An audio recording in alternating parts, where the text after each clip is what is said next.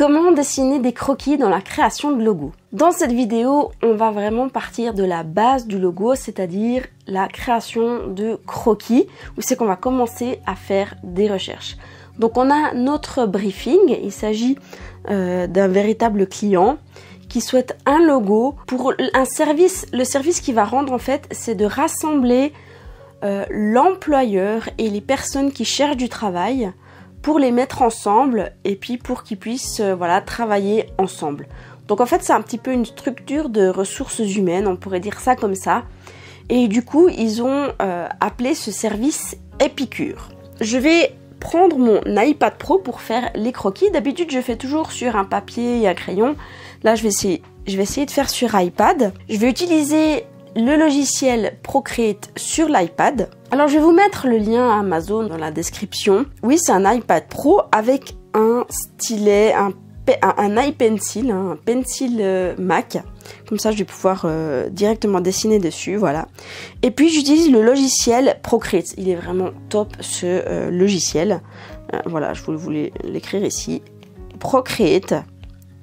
Et ça en fait, on paye seulement une fois. Et puis en fait, ça permet de l'avoir tout le temps. Il n'y a pas besoin d'avoir d'abonnement.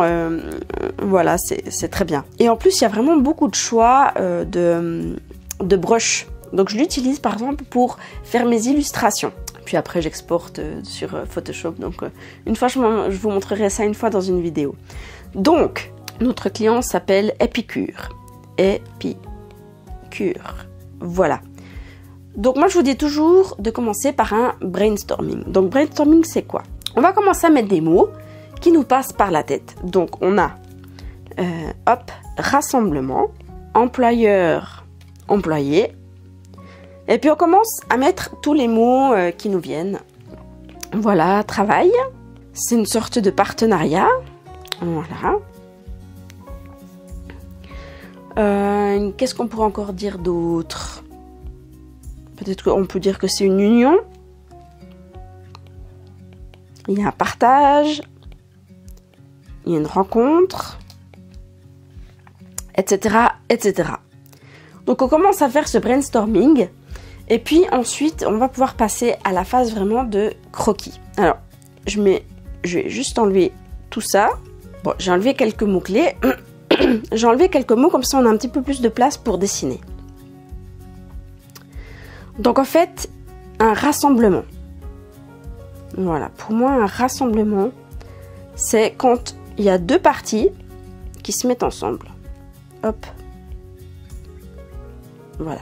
Et je commence à dessiner. Alors bien sûr, c'est assez pratique de savoir dessiner quand on veut devenir graphiste. Après, tout se fait sur l'ordinateur. Donc là, il n'y aura pas forcément besoin de dessiner. Mais à ce stade-là, ce serait bien d'avoir quelques notions. On peut dessiner des personnages voilà, qui se tiennent la main. Mais l'idée d'un logo n'est pas d'illustrer le service ou le produit. Si je prends Nike, le logo Nike n'est pas une chaussure. Le logo Mac, c'est une pomme, c'est pas des ordinateurs. Mais c'est de pouvoir transmettre une valeur, c'est de pouvoir transmettre un concept. Et d'une manière très très simple. Donc c'est ce qu'on va faire ici. On va essayer d'aller droit au but, un petit peu comme un pictogramme.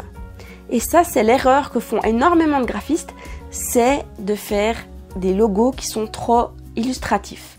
Alors il y a des domaines où cela s'y prête, mais il y a des domaines où cela s'y prête moins, comme par ici, où c'est qu'on est dans un domaine professionnel. Voilà, j'ai oublié de mettre encore. Professionnel, hop, je vais peut-être épaissir mon pinceau. Voilà.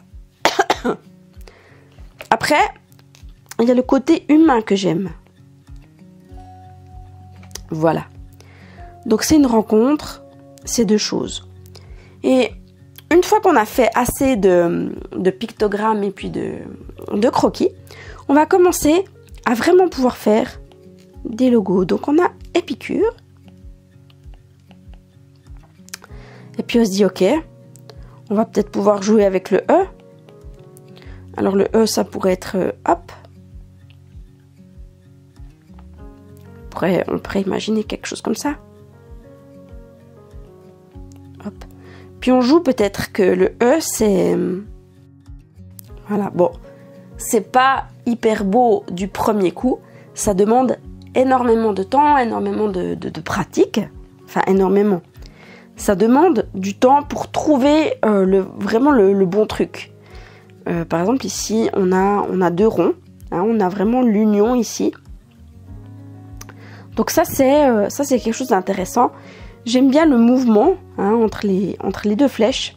Ce qu'il y a de bien avec Procreate, c'est que quand on ferme une forme complètement, on peut venir, hop, on peut venir glisser la couleur. Alors on pourrait venir ici, hop, peut-être voir le E.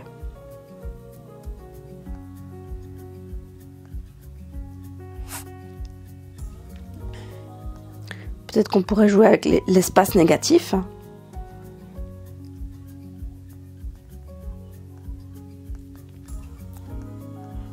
Voilà, donc par exemple ici on aurait un logo. Oups, je fais des fautes d'orthographe là. Épicure. Voilà. Ici on a 2 bonhommes, ça me paraît intéressant là.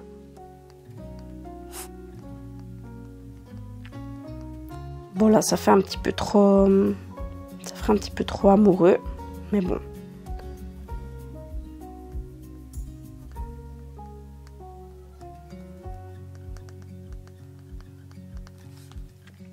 Donc là on a une piste.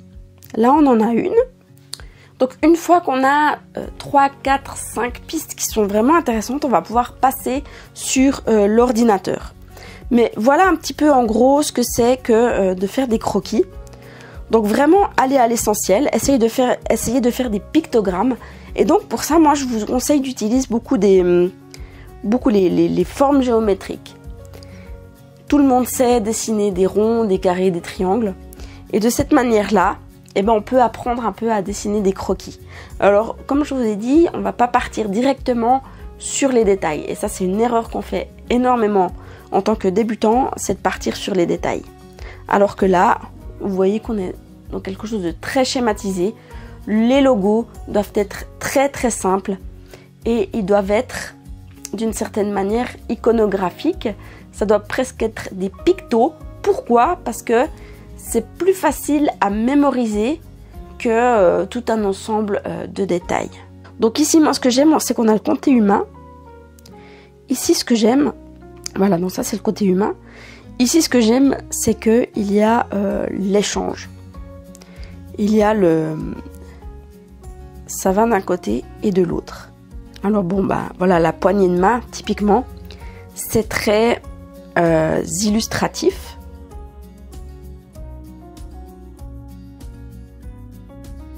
Je pense pas que j'ai une piste. Par contre, celle-là me paraît la plus judicieuse. Et on pourrait même imaginer,